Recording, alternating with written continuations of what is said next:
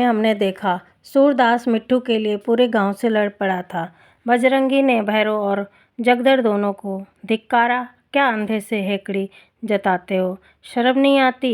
एक तो लड़के का तमाचों से मुंह लाल कर दिया, उस पर और गरजते हो। वह भी तो लड़का ही है, गरीब का है तो क्या?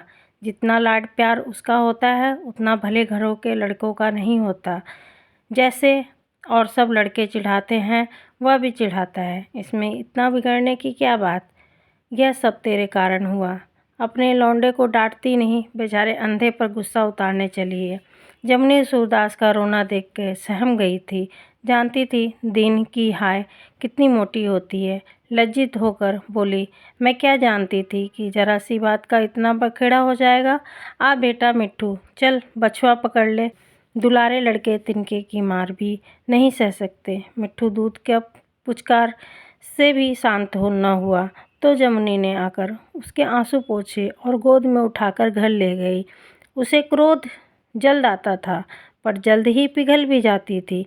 मिट्ठू तो उधर गया, भैरव और जगदर भी अपनी अपनी राह चले, पर सूरदास सड़क की ओर न गया। अपनी झोपड़ी में जाकर अपनी बेबसी पर रोने लगा। अपने अंधेपन पर आज उसे जितना दुख हो रहा था उतना और कभी न हुआ था। सोची, मेरी यह दुर्गत इसलिए न है कि अंधा हूँ, भीख मांगता हूँ, मशक्क़त की कमाई खाता हूँ, तो मैं भी गर्दन उठाकर न चलता, मेरा भी आदर मान होता। क्यों चिंटू की भांति पैरों के नीचे मसला जाता? आज भगवान ने अपंग न बना दिया तो क्या दोनों आदमी लड़के को मारकर हंसते हुए चले जाते? एक एक की गर्दन मरोड़ देता। बजरंगी से क्यों नहीं कोई बोलता? घुसुआ ने भैरव की ताड़ी का मटका फोड़ दिया था, कई रुपए का नुकसान, लेकिन भैरव ने चूं तक नहीं की। जगदर के उसके मारे घर से निकलना मुश्किल है। अभी 5 दिनों की बात है, उसका खोचा उलट गया। जगदर ने चूं तक न की। जानते हैं ना कि जरा भी गर्म हुए तो बजरंगी ने गर्दन पकड़ी। न जाने उस जन्म में ऐसे कौन सा अपराध किए थे जिसकी यह सज़ा मिल रही है। लेकिन भीख न मांगूँ तो खाऊं क्या? और फिर जिंदगी पेट ही पालने के लिए थोड़े ही है, कुछ आगे के लिए भी तो करना है। नहीं, इस जन्म में तो अंधा हूँ, उस जन्म में इससे भी बड़ी दुर्दशा होगी। पितरों का ऋण सिर पर सवार है। गयाजी में उसका श्राद्ध न किया तो वे भी क्या समझेंगे कि मेरे बस में कोई नहीं है। मेरे साथ तो कुल का अंत ही है। मैं यह ऋण न चुकाऊंगा तो कौन लड़का बैठा हुआ है जो चुका देगा? कौन उद्यम करूं? किसी बड़े आदमी के घर पंखा खींचता सकता हूं, लेकिन यह काम भी तो साल भर में 4 ही महीने रहता है। बाकी महीने क्या करूंगा? सुनता हूँ अंधे कुर्सी मोड़े दरी टाट बुन सकते हैं, पर यह काम किससे सीखूं? कुछ भी हो, अब भीख न मांगूंगा। चारों ओर से निराश होकर सूरदास के मन में विचार आया कि इस जमीन को क्यों न बेच दूं। इसके सिवा अब मुझे और कोई सहारा नहीं है।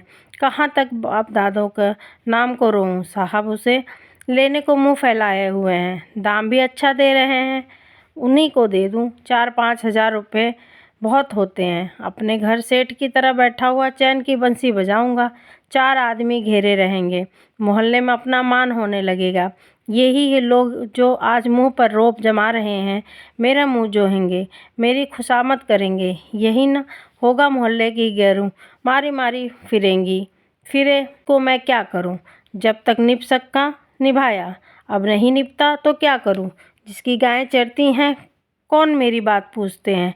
आज कोई मेरी पीठ पर खड़ा हो जाता तो भैरव मुझे रुलाकर यूं मूँछों पर ताव देता न चला जाता। जब आबरू ही न रही तो जीने का धिक्कार है।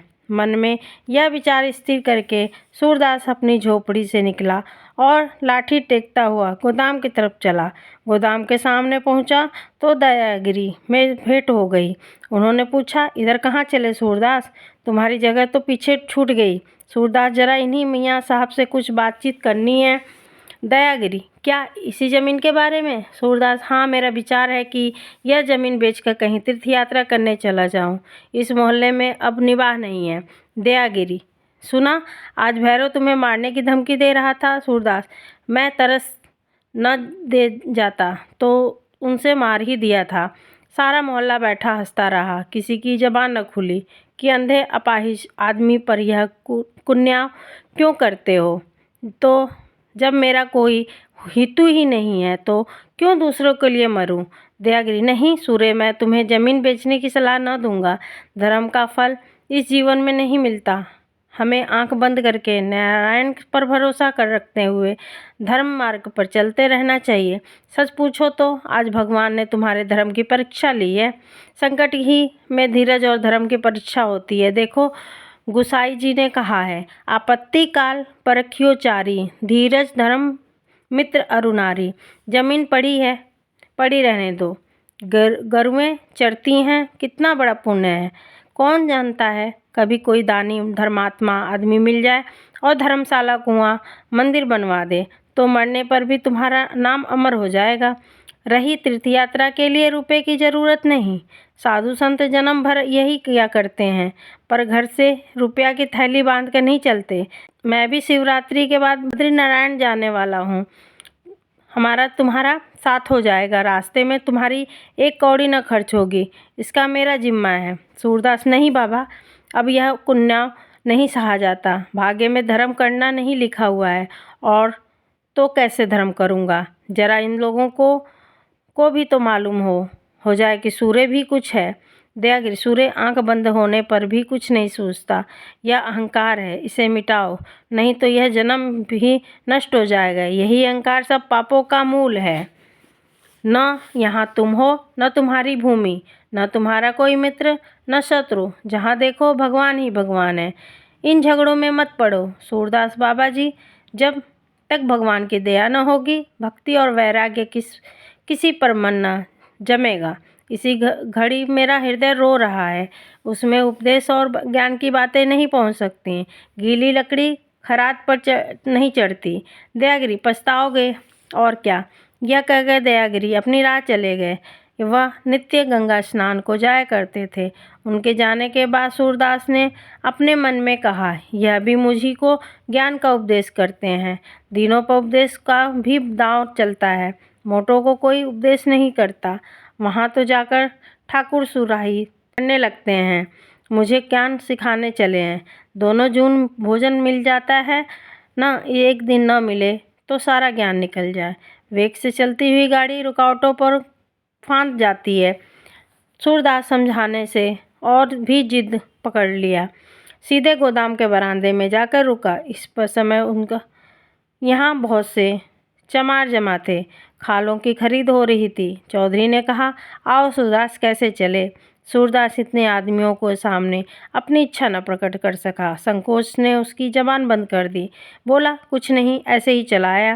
ताहिर साहब इनसे पीछे वाली ज़मीन मांगते हैं, मुंह मांगे दाम देने को तैयार है, पर यह किसी तरह राजी नहीं होते। उन्होंने खुद समझाया, मैंने कितनी मिन्नत की, लेकिन इनके दिल में कोई बात जमती ही नहीं। लज्जा अत्यंत निर्जल है।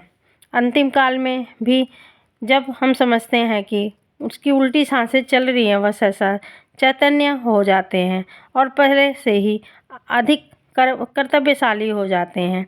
हम दुर्वस्था में पड़कर किसी मित्र से सहायता की याचना करने को घर से निकलते हैं, लेकिन मित्र से आंखें चार होते ही लज्जा हमारे सामने आकर खड़ी हो जाती है और हम इधर उधर की बातें करके लौट जाते हैं।